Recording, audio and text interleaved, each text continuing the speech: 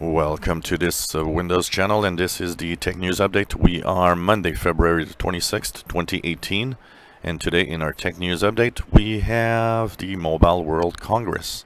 It's starting today, February 26th to March the 1st, and tons of things will be announced.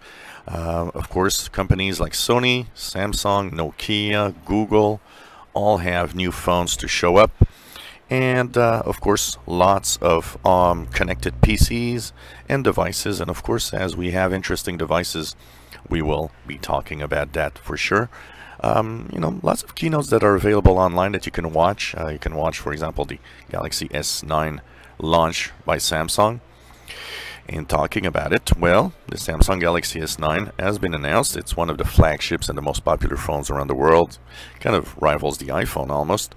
And basically, nothing that incredible in the new device, but a clean and beautiful device, well thought out, and about 30% faster than the S8. Now, the question is, I got an S7, I got an S8. Should I move on? I don't think there's enough in there to really push you towards that, but it all depends on the technology that you want in general. Microsoft is, of course, trying to help rural environments. It has something called a Rural Broadband Initiative, and basically it wants to bring the broadband internet to areas that don't have it. Well, it's partnered with a small internet service provider to bring 82,000 homes the broadband internet in Michigan, and it is doing little things here and there. And sometimes it's just a little chunk at a time that you do something big around the world. If you're on Windows 10 Anniversary Update or on Windows 10 Creators Update, so not the Fall Creators Update, you have had some updates last Friday. So if you see updates, they're not security updates, they're really just bug fixes, but they might be interesting to check out if you have some issues. So it's only for Windows 10 on the Anniversary Update and Creators Update.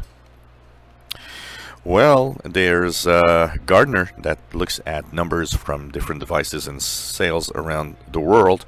It seems that as the Mobile World Congress is starting, we got numbers that the last quarter of 2017 sales of smartphones stood at 408 million devices. Now that is a staggering number, but it is down 5.6% year over year, showing that maybe the smartphone market is starting to get saturated.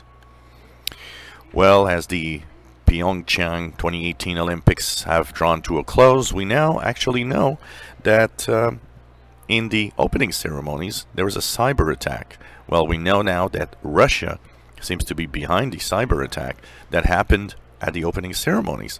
Kind of an interesting look here at maybe the country that's a little mad at not being officially at the Olympics. Well, Neil Young is a Canadian artist that basically is kind of going to war against all sorts of digital ways of doing things. In one of its new attacks is against Google, and he says that Google is a bad company for profiting off of illegal download websites in their search results. So it's Neil Young is really kind of mad at all sorts of these services, including streaming services, saying that it's not right.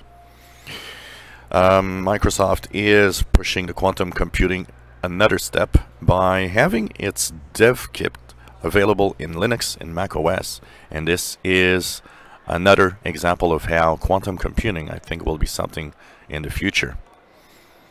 And finally, an interesting discovery, the IBM X-Force incidents response, which is kind of a side of IBM that looks at cybersecurity.